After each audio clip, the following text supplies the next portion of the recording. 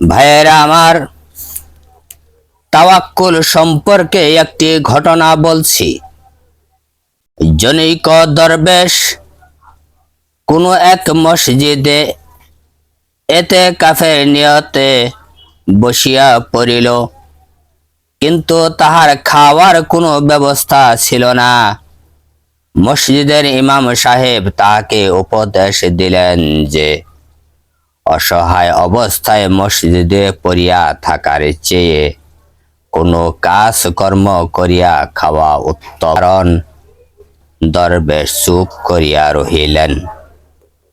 ইমাম সাহেব তাহাকে আবার উক্ত কথা বলিলেন, কিন্তু দরবেশ ইহাতে চুপ রহিলেন।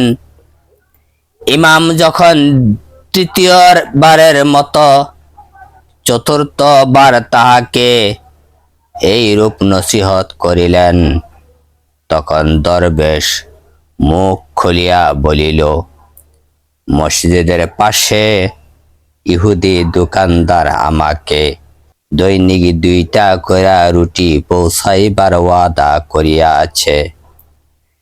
ইমাম সাহেব বলিলেন, তবে আপনি ইতিকাফ করিতে পারেন। এইবার দরবেশ বলিলেন, আফসোস, আপনার মতো লোক ইমাম না হওয়া উচিত ছিল। এইরূপ অসম্পূর্ণ তৌহিদ লইয়া বান্দা ও আল্লাহর মধ্যে কি করিয়া মধ্যস্থতা করেন? একজন কাফের ইহুদির ওয়াদা আপনার নিকট আল্লাহ পাকে রিজিক পৌঁছানোর ওয়াদার চেয়ে অধিক বিশ্বাসযোগ্য হইয়া গেল। আফসোস আপনার অবস্থার উপর। বাস্তবিকই দরবেশ সাহেব সত্য বলিয়াছেন।